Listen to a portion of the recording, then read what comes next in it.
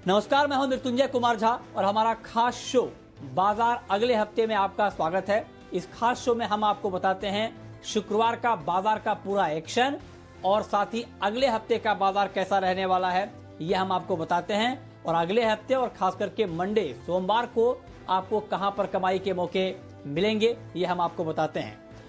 तो आज इस शो में आपकी तैयारी कराने के लिए हमारे साथ हैं जी बिजनेस के मैनेजिंग एडिटर अनिल सिंघवी। हमारे साथ एक खास मेहमान हैं ट्रेड स्विफ्ट ब्रोकिंग के संदीप जैन, और साथ ही मेरी पूरी रिसर्च टीम तैयार है, तैनात है, जिसमें देवांशी हमें बताएंगी आज के बाजार का पूरा एक्शन। डिफेंस शेयरों के लिए क्या है अच्छी खबर, यह हम समझेंगे पूजा से।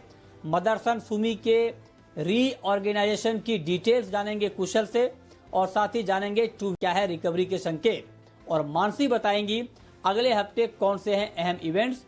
लेकिन सबसे पहले आपको बताते हैं कि शुक्रवार को बाजार में किस तरह का कारोबार रहा है। तो लगातार तीसरे दिन बाजार में तेजी रही। 0.5% की मजबूती के साथ निफ्टी 10,600 के पार बंद होने में कामयाब रहा। सेंसेक्स में भी 177 अंकों की तेजी रही और 36,000 के ऊपर बंद हुआ। हालांकि आज बैंक निफ्टी दिन की सारी बढ़त गंवाकर लाल निशान में बंद हुआ। पूरे हफ्ते की बात करें तो निफ्टी और सेंसेक्स करीब 3% चढ़े, वहीं बैंक निफ्टी 2.5% तक मजबूत हुआ।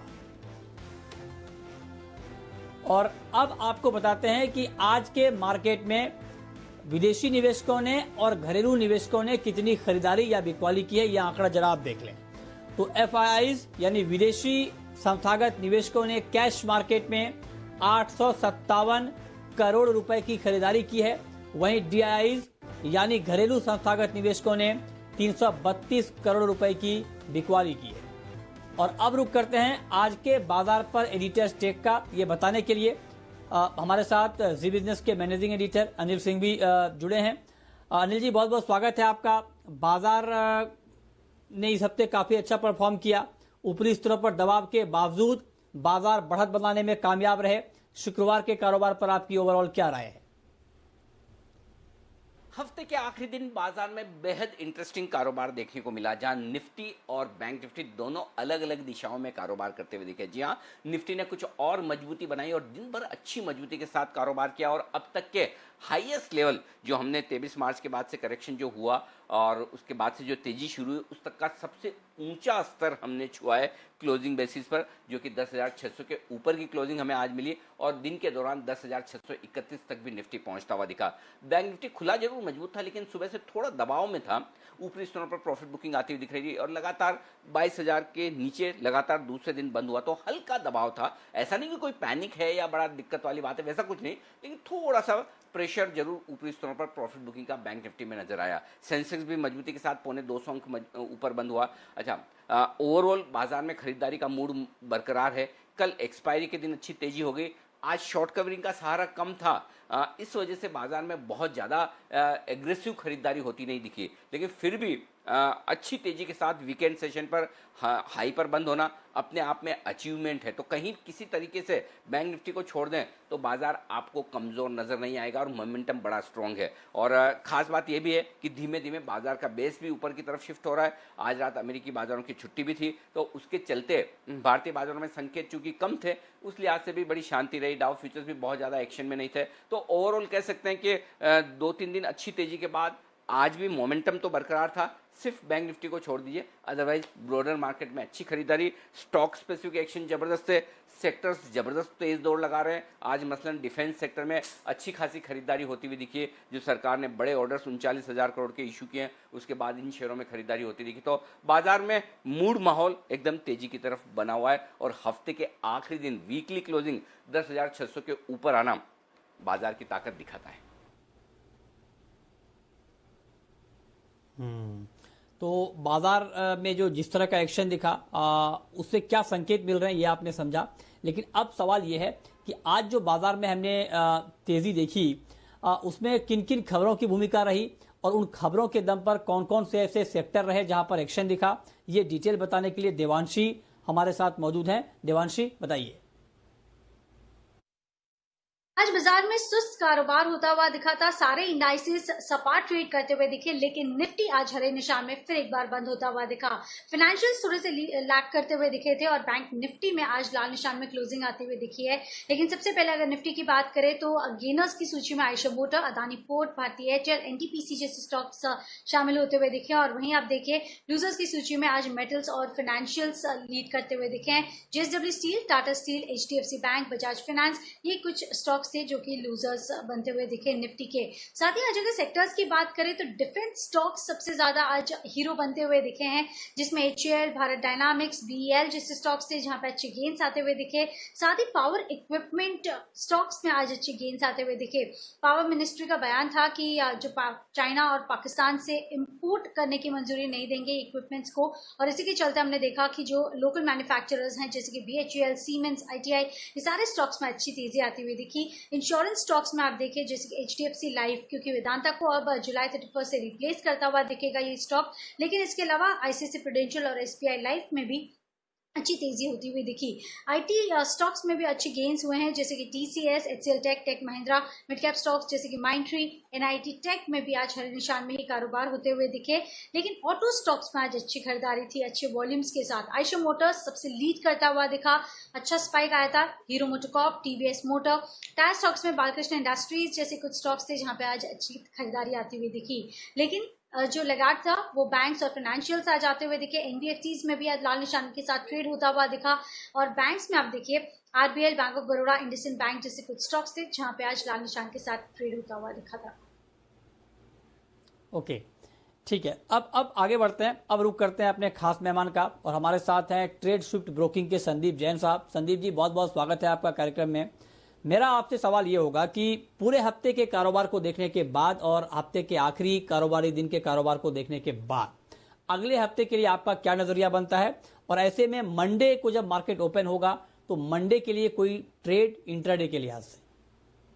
यस, बिल्कुल। देखिए, माहौल बहुत अच्छा था, जैसा कि अनिल जी ने कहा कि हाईज पे जाके वीकली क्लोजिंग होना काफी कॉन्फिडेंस दिखा रहा है अपने आप में, और दो क्लोजिंग 200 डेमा के ऊपर अगर बन जाती है तो कहीं ना कहीं देखिए बाइंग आती है। और आज जिस तरीके से ओवरऑल सेक्टर्स मुझे लगता है कि अच्छी बाइंग कैश मार्केट्स में भी थी, और सुस्त जरूर था कारोबार, बट भारतीय एयरटेल में अच्छी न्यूज थी तो वहां पे चल रहा था। फिर आपके ये सीमेंस है, कैपिटल गुड्स में है, डिफेंस में है, फिर टू व्हीलर्स अच्छे चल रहे हैं। सो ओवरऑल मुझे लगता है कि थोड़ा बैंक निफ्टी जरूर से कमजोर था, बट वो कमजोरी थोड़ी बहुत हो सकती है कि कोई बहुत ज्यादा पॉजिटिव न्यूज नहीं थी, या एक वैसे भी थोड़ा सा सेगमेंट के ऊपर वो बना हुआ है, बादल छाए हुए हैं। बट फिर भी मुझे ऐसा लगता है कि ओवरऑल बाइंग करके चलना चाहिए। और बाइंग के लिए मैंने जो स्टॉक लाया हूं वो है LTTS, एल&टी ग्रुप के स्टॉक्स भी चल रहे हैं, एल&टी खुद भी चल रहा है, और LTI, एल&टी इन्फोटेक पहले भी मैंने बहुत बार रिकमेंड किया, उसी का ही एक भाई समझ लीजिए LTTS, एल&टी टेक्नोलॉजी सर्विसेज, जो कि नाम टेक्नोलॉजी है बट बहुत ही बेहतरीन कंपनी है और बहुत ही सस्ते वैल्यूएशंस पे अवेलेबल, और टेक्निकली भी डाउनसाइड रिस्क बहुत कम और बहुत ज्यादा चला हुआ स्टॉक नहीं है। तो 1295 के लगभग CMP है आज का क्लोजिंग प्राइस, 1330 का टारगेट और 1280 का एक स्टॉप लॉस लगा है इंट्राडे के तौर पे। ये एक अच्छी पिक नजर है। ठीक है, तो आपको कहां पर ट्रेड लेना है मंडे को, ये संदीप जी ने आपको बताया। आगे बढ़ते हैं। सरकार की घरेलू डिफेंस मैन्युफैक्चरिंग को बढ़ावा देने की योजना है, क्या डिटेल्स हैं इस पे? डिटेल इंफॉर्मेशन के साथ पूजा हमारे साथ जुड़ रही हैं। पूजा, बताइए। जी, घरेलू डिफेंस मैन्युफैक्चरिंग कंपनियों के लिए एक बड़ा बूस्ट है और सरकार ने बहुत बड़ी घोषणा की है, जिससे कि भारत को और भारतीय कंपनियों को काफी ज्यादा फायदा होगा। चीन के साथ देखिए जो दिक्कत चल रही है भारत की इस वक्त, ऐसे समय में इस तरह की घोषणा करना ये डोमेस्टिक कंपनियों के लिए बहुत ही फायदेमंद है। खबर यह है कि रक्षा मंत्रालय ने 38,900 करोड़ के डिफेंस डील को मंजूरी दे दी है। कुछ इक्विपमेंट्स, कुछ फाइटर प्लेन्स रूस से खरीदे जाएंगे, वहीं उसमें से करीब 31,130 करोड़ की खरीदारी घरेलू कंपनियों की तरफ से की जाएगी, जिसमें कि MSMEs को भी टेंडर में भाग लेने का मौका मिलेगा। यहाँ पर HAL का नाम सामने आ रहा है, जो कि बड़ा बेनिफिशियरी हो सकता है, क्योंकि 10,730 करोड़ की लागत में HAL सुखोई 30 MKI अपने नासिक प्लांट में बनाएगी। और इसके अलावा कुछ और डिफेंस कंपनी जिनको कि यहाँ पर फायदा होने की बात की जा रही है, इसमें भारत डायनामिक्स, मिश्र धातु निगम BEML, Cochin shipyard, BEL, garden reach shipyard, ये कुछ ऐसी कंपनियां हैं जिनको कि काफ़ी ज़्यादा फायदा होगा। ये जो आत्मनिर्भर भारत पर जिस तरह से फोकस हो रहा है और मेक इन इंडिया इनिशिएटिव पर जिस तरह से फोकस बढ़ रहा है, इससे डिफेंस कंपनियों को, इन तमाम डिफेंस कंपनियों को काफ़ी ज़्यादा फायदा होने की बात की जा रही है। ओके, संदीप जी, अब जो पूजा बता रही हैं कि डिफेंस मैन्युफैक्चरिंग को बढ़ावा देने की कवायद चल रही है, इसको देखते हुए आपका नजरिया डिफेंस शेयरों के ऊपर क्या बन रहा है? देखिए, इस सेक्टर में वैसे जो भी लिस्टेड कंपनीज है वो PSU ज्यादा बड़ा काम कर रही है। प्राइवेट सेक्टर के स्टॉक्स को मैं जनरली रेकमेंड नहीं कर रहा इस पर्टिकुलर सेक्टर में। HAL, BDL, गार्डन रीच जिसको GRSC के नाम से जानते हैं, BEL बहुत अच्छा परफॉर्म किया है, इवन BML, BHEL सभी किए हैं। तो मुझे ऐसा लगता है कि HAL बहुत बड़ा बेनिफिशियरी है पूरे ऑर्डर में। तो HAL अभी भी कहीं ना कहीं थोड़ा सा परफॉर्म लेट कर रहा है। BDL काफी ज्यादा परफॉर्म किया है, तो टेक्निकली भी मुझे HAL पे ज्यादा कॉन्फिडेंस आ रहा है। वैल्यूएशन वाइज भी बहुत बढ़िया है और सबसे बड़ी कंपनी इस सेक्टर की, तो HAL के साथ बिल्कुल जाना चाहिए और कहीं ना कहीं बाय ऑन डिक्लाइंस की रणनीति अपनाएं, क्योंकि ये स्टॉक्स ऐसा देखने में आता है कि बहुत बड़े मल्टीबैगर रिटर्न्स नहीं देते, बट चाल देते हैं, जिस दिन देते हैं बहुत बड़ी देते हैं। तो नीचे आने पे लेना है और ऊपर कोई भी न्यूज आती है तो उस टाइम पे प्रॉफिट बुकिंग भी करते चलना है। So HAL is a buy from my side. बाकी BDL, GRSC और BEL सब होल्ड है और कहीं ना कहीं ऊपर के लेवल से प्रॉफिट बुकिंग के लिए जरूर से देखना चाहिए निवेश को। ठीक है, आगे बढ़ते हैं। मदरसन सुमी में रीऑर्गेनाइजेशन होगा, कैसे होगा रीऑर्गेनाइजेशन और इसका शेयर धारकों पर क्या इंपैक्ट होगा, ये बताने के लिए कुशल गुप्ता हमारे सहयोगी हमारे साथ जुड़े हैं। कुशल, बताइए। जी, तो मदरसन सुमी सिस्टम्स की ग्रुप रीऑर्गेनाइजेशन होगी और अगले 10 से 15 महीनों में एक्सरसाइज कंप्लीट की जाएगी और ये 2 चरणों में होगी। पहला चरण में जो इनका डोमेस्टिक वायरलेस वायरिंग हार्नेस कारोबार है उसको जो है डिमर्ज किया जाएगा और एक नई कंपनी बनाई जाएगी। और इसमें एक्सचेंज रेशियो अगर आप देखेंगे तो अगर आपके पास मदरसन सुमी का एक शेयर है तो उसके बदले आपको एक शेयर जो नई कंपनी लिस्ट होगी डोमेस्टिक वायरलेस हार्नेस कारोबार की, उसमें आपको मिलती हुई नजर आएगी। साथ ही दूसरा चरण जो होगा इसमें यह होगा कि जो होल्डिंग कंपनी है सामवर्धन मदरसन इंटरनेशनल, वो उसका जो विलय है वो मदरसन सुमी सिस्टम्स जो अभी लिस्टेड कंपनी है उसमें होता हुआ दिखेगा। और यहाँ पर जो एक्सचेंज रेशियो डिसाइड किया गया है वो ये है कि 10 शेयर अगर सामवर्धन मदरसन इंटरनेशनल के आपके पास है या जो भी शेयरधारक है उनके पास है तो मदरसन सुमी के जो है उनको 51 शेयर मिलते हुए नजर आएंगे और नई कंपनी का नाम भी ये होल्डिंग कंपनी पर रख दिया जाएगा। साथ ही शेयर होल्डर्स के ऊपर क्या इम्पैक्ट आएगा इस चीज का, ये आपको देखना काफी इंपॉर्टेंट है। आप देखिए कहीं ना कहीं शेयर होल्डर्स जो है इस चीज को बहुत ज्यादा पसंद नहीं कर रहे हैं। जो होल्डिंग कंपनी है मदरसन सुमी में जो उसका विलय होगा और जो एक्सचेंज रेशियो है उसको लेकर हो सकता है कि बाजार जो है थोड़ा कम खुश हो। शॉर्ट टर्म में जो है आपको टेम्पररी ब्रिप दिख सकता है क्योंकि जो ओवरऑल कोर कारोबार की वैल्यूएशन है होल्डिंग कंपनी की उसको 6000 करोड़ रुपए पर आंका जा रहा है। तो कहीं ना कहीं मार्केट ये मानकर चल रहा है कि एक एक्सपेंसिव साइड पर वैल्यूएशन हो रही है। इसके अलावा अगर आप लॉन्ग टर्म के प्रोस्पेक्ट्स देखें तो मैनेजमेंट के हिसाब से भी और एनालिस्ट के हिसाब से भी ये काफी फायदेमंद रीऑर्गेनाइजेशन है, जिसमें ऑटो कंपोनेंट कारोबार जो है वो पूरी तरह से एक सिंगल अम्ब्रेला में आता हुआ नजर आएगा। साथ ही इनकी जो सब्सिडरी है SMRP BV उसका जो पूरा इम्पैक्ट है वो कहीं ना कहीं वैल्यूएशन का इनको फायदा मिलता हुआ नजर आएगा। और साथ साथ अगर आप डोमेस्टिक वायरिंग हार्नेस कारोबार की बात करें तो वो जब अलग हो जाएगी तो वहां पर इन्वेस्टर्स का और बाकी जितने भी ओवरऑल निवेशक हैं उसके अंदर उनको काफी पॉजिटिविटी बन सकती है, क्योंकि यहाँ पर अब फोकस जो है ज्यादा बढ़ता हुआ नजर आएगा आगे आने वाले समय में। और कहीं ना कहीं कंपनी की जो बिजनेस स्ट्रेंथ होगी होल्डिंग कंपनी के विलय से, उसके बाद कंपनी को फंड रेजिंग करने में आसानी होती हुई दिखेगी। यही नहीं, जो ब्रोकर्स हैं उनका पॉजिटिविटी का रुझान भी है इस रीऑर्गेनाइजेशन के बाद। वो ये CLA से इसमें मान रहे हैं कि 110 का आपको टारगेट बनाकर चलना है। इसमें आउट परफॉर्मिंग की रेटिंग उन्होंने दी है और साथ ही जेफरीज ने भी होल्ड की रेटिंग के साथ 105 रुपए के लक्ष्य सुझाए हैं। ओके, संदीप जी, इस रीऑर्गेनाइजेशन की खबर का इम्पैक्ट आपके हिसाब से क्या होने वाला है और क्या करना चाहिए मदरसन सुमी में? देखिए, मार्केट ने बहुत पॉजिटिवली लिया नहीं और वेरी फ्रैंकली मुझे फंडामेंटली कोई बहुत ज्यादा पसंद नहीं है यह स्टॉक। मैंने पहले भी जब भी इसके ऊपर सवाल पूछे जाते हैं तो मैंने मेरे पॉजिटिव रिमार्क्स नहीं दिए हैं। और डेट्स है बुक्स में और ऑटो इंसुलरी कारोबार वैसे भी बहुत अच्छा नहीं करे और इनका कारोबार यूरोप से भी आता, तो वहां पे भी कोई बहुत ज्यादा प्रॉमिसिंग दिखता नहीं है मार्केट्स।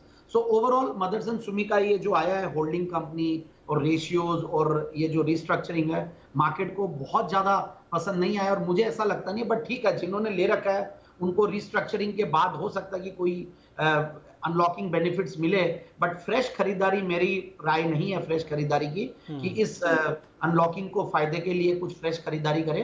बस जिन्होंने ले रखा वो होल्ड करके रख सकते हैं और ऑलरेडी नीचे के लेवल से ऑलमोस्ट डबल हो चुका स्टॉक, तो उसीलिए भी आज एक करेक्शन आया। Buy on rumour sell on news typically होता है मार्केट में, सो एक नॉर्मल बने रह सकते हैं। ठीक है, ठीक है। अब अगले हफ्ते बाजार की नज़र कहाँ होगी और क्या क्या अहम खबरें होंगी जिसका इम्पैक्ट हम मार्केट के ऊपर देखेंगे, क्या ट्रिगर्स हैं, ये बताने के लिए मानसी हमारे साथ जुड़ी हैं। मानसी बताइए। जी बिल्कुल, आने वाला हफ्ता काफी एक्शन पैक रहने वाला है। सबसे पहले नतीजे एनबीसीसी, आईआरसीटीसी जैसी कंपनियों के चौथी तिमाही के नंबर्स आते हुए दिखेंगे। 6 जुलाई सोमवार के दिन विप्रो के नए एमडी और सीईओ अपना पद संभालेंगे। इस दिन एजीएम भी हो रही है एसीसी, श्री सीमेंट और टाटा कंज्यूमर्स की। 7 जुलाई मंगलवार के दिन ब्रिटानिया और टाटा केमिकल्स की एजीएम होने जा रही है। 8 जुलाई के दिन आदित्य बिरला फैशन का राइट्स इश्यू लॉन्च होगा। साथ ही England versus West Indies 3 test series की भी शुरुआत 8 जुलाई से ही होने जा रही है। 9 जुलाई टीसीएस के Q1 FY21 के नतीजे आते दिखेंगे, यानी कि नतीजों की शुरुआत फिर से होती हुई देखने को मिलेगी। FY21 के पहली तिमाही के नतीजे इस दिन से आएंगे। 10 जुलाई अप्रैल आईआईपी के आंकड़े आएंगे। इसी दिन अंबुजा सीमेंट की एजीएम भी होगी और साथ ही कर्नाटका बैंक के Q1 FY21 के नतीजे भी आएंगे। और अब वक्त है ये जानने का कि सोमवार के लिए आपकी स्ट्रेटेजी क्या होनी चाहिए, और ये बताने के लिए हमारे मैनेजिंग एडिटर अनिल सिंघवी हमारे साथ बने हैं। अनिल जी, मंडे के लिए क्या स्ट्रेटेजी होनी चाहिए, किन स्तरों और किन किन सेक्टर पर नजर रखनी चाहिए? जहां तक सोमवार का सवाल है, देखते हैं कि वीकेंड पर क्या कुछ एक्शन होता है। कहीं कुछ अच्छी या बुरी खबरें आए तो ठीक, और अगर कोई खबरें ज्यादा ना हो तो मोमेंटम तेजी की तरफ बरकरार रहेगा। अमेरिकी बाजारों में लंबा वीकेंड है, आज रात अमेरिकी बाजार बंद हैं, सीधे सोमवार को खुलेंगे, तो डाउ फ्यूचर्स पर नजर हम जरूर रखेंगे। लेकिन ओवरऑल ग्लोबल मूड माहौल अभी तक तो ठीक है और हमारे बाजारों का भी मूड बहुत बढ़िया है। अब सोमवार के दिन जो इंपॉर्टेंट लेवल्स हैं आपके लिए 10,400 से लेकर 10,500, ये अब बाजार के लिए मजबूत सपोर्ट जोन है। और जब तक 10,400 ना टूटे तब तक तो बिल्कुल चिंता करने की जरूरत नहीं। इनफैक्ट 10,475, 10,500 ही बाजार के लिए मजबूत सपोर्ट के तौर पर सामने आता हुआ दिख रहा है। अब 10,650, 10,750 की रेंज ऊपर की है, जहां तक जाने की कोशिश पहले बाजार अगले हफ्ते में कर सकता है। और 10,750 के आसपास रुके तो ठीक, नहीं तो 10,900, 11,000 की तरफ बढ़ने की कोशिश हो सकती है, बशर्ते कि ग्लोबल मार्केट सहारा दे। बैंक निफ्टी थोड़ा सा ढीला है, बस एक दिन है ना 22,000 के ऊपर की क्लोजिंग चाहिए। बैंक निफ्टी में अगर 22,000 के ऊपर की क्लोजिंग मिल गई तो बैंक निफ्टी भी तेज दौड़ लगाने को तैयार है। अदरवाइज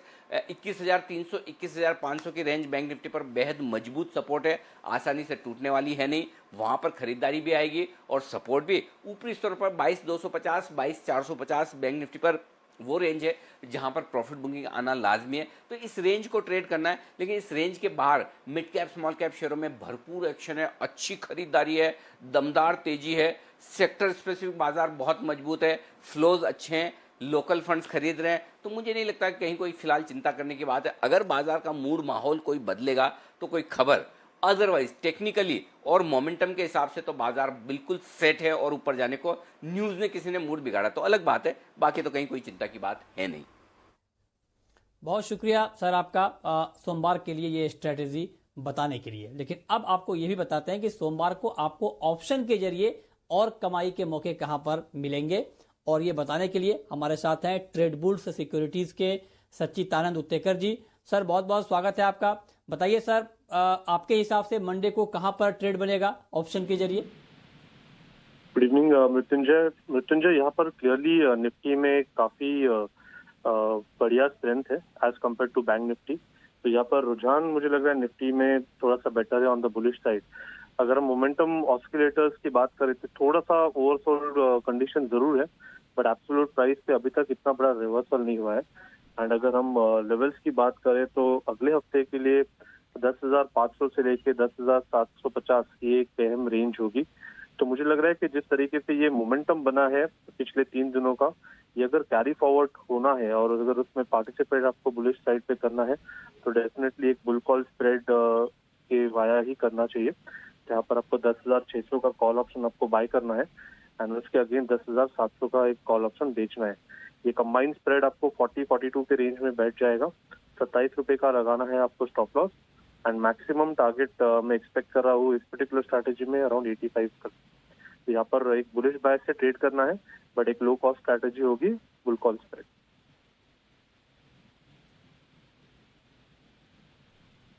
ठीक है जी, और कोई खास स्टॉक सर? मृत्युंजय, स्टॉक्स में मुझे पीडीलाइट का स्ट्रक्चर काफी इंटरेस्टिंग लग रहा है। पिछले 3 एक्सपायरी का अगर हम डेटा देखें तो यहाँ पर एक कॉन्ट्रैक्टिंग ट्रायंगल फॉर्मेशन स्टेजेस में है एंड जिस तरीके से 1325-1350 के आसपास एक स्विंग बना था हाल फिलहाल में, तो मुझे लग रहा है उस पर्टिकुलर स्विंग के बेसिस पे यहाँ पर एक बहुत बड़ा रिबाउंड हो सकता है विद इन दिस पैटर्न। तो यहाँ पर पीडीलाइट में एक अच्छा रुझान बन सकता है पूरे एक्सपायरी के लिए एंड अगर हम ट्रेडिंग के लिहाज से भी देखें तो 1400 एक ऐसा लेवल है जिसके ऊपर स्टॉक में काफी अच्छा मोमेंटम बन सकता है। तो उसी लिहाज से 1400 का जो कॉल ऑप्शन है वो आपको खरीद के रखना चाहिए, जो फिलहाल अराउंड 42 के आसपास उसकी क्लोजिंग है। ये 39 तक आपको बाय करना है, स्टॉप लॉस लगाना है अराउंड 33 तक का एंड एक पोजिशनल टारगेट होगा अराउंड 60 तक का। जी, बहुत शुक्रिया आपका सच्चिदानंद जी ऑप्शन का ये ट्रेड बताने के लिए। लेकिन अब हम बात करेंगे लॉन्ग टर्म की और पोजिशनल अगर कोई ट्रेड लेना चाहता है तो उनकी। संदीप जी बताइए सर, ऐसे मार्केट में लंबे समय के निवेशक को कहां पर निवेश करना चाहिए और अगर कोई पोजिशनल ट्रेड करना चाह रहा हो तो उन्हें कहां पर ट्रेड करना चाहिए? बिल्कुल बिल्कुल, देखिए एंड्योरेंस टेक पोजिशनल पिक के तौर पे एक बेहतरीन कंपनी है, पहले भी मैंने रेकमेंड किया हुआ है। ऑटो इंसुलरी की कंपनी है और सबसे बढ़िया बात है ये 2 व्हीलर्स के लिए डेडिकेटेडली काफी, बजाज ऑटो में भी बहुत बड़ा इनका सप्लाईज है और दूसरे जो 2 व्हीलर मैन्युफैक्चरर्स हैं उनकी तरफ भी डाइवर्सिफाई कर रही है। तो 877 की आज क्लोजिंग प्राइस थी, 920 का टारगेट और 850 का स्टॉप लॉस, ये पोजिशनल पिक के तौर पे है। और जो लॉन्ग टर्म पिक है वो है न्यूक्लियस सॉफ्टवेयर, एक बेहतरीन सस्ती वैल्यूएशन वाली आईटी कंपनीज बहुत अच्छा कर रही है और ये कंपनी ऐसी है, one of the biggest companies है जो बैंकिंग सॉल्यूशंस मतलब लेंडिंग और ट्रांजैक्शन बैंकिंग प्रोडक्ट्स में बहुत अच्छा काम करती है। ग्लोबली 50 कंट्रीज में 200 फाइनेंशियल इंस्टीट्यूशंस करीब इनके कस्टमर है और इनका एक प्रोडक्ट है FinOne जो कि 10 बार विनर रहा हुआ है world's best selling lending solution का। तो इन सब के बाद अगर कोई कंपनी 8.9 के 9 के लगभग की पी मल्टीपल पे मिलती है, 3% 3.5% की डिविडेंड यील्ड है, रिटर्न ऑन कैपिटल एम्प्लॉयड करीब 19-20% है, प्रॉफिट की कैगर करीब 31%, सेल्स की ग्रोथ करीब 12% 3 साल की बोल रहा हूँ, इन सबको देखता हूं तो मुझे बहुत सस्ती लगता है और जीरो डेट कंपनी है। सबसे बढ़िया बात यह है और जो लास्ट क्वार्टर था वो बेस्ट क्वार्टर था इनका नेट प्रॉफिट वाइज और ट्रेलिंग 12 मंथ्स का हाईएस्ट एवर नेट प्रॉफिट्स इन्होंने दिया है। तो मेरे हिसाब से ये स्टॉक बिल्कुल ग्रैब करना चाहिए, बहुत सस्ता लगता है और सेक्टर भी बहुत बढ़िया लगता है और 320 से 330 के टारगेट्स के लिए आने वाले 6 से 9 महीने। ठीक है, ओके, बहुत शुक्रिया संदीप जी आपका और साथ ही मेरी पूरी रिसर्च टीम का आज के शो में शामिल होने के लिए और बताने के लिए कि मार्केट कैसा रहा और आगे का बाजार कैसा रह सकता है। तो फिलहाल इस बुलेटिन में इतना ही।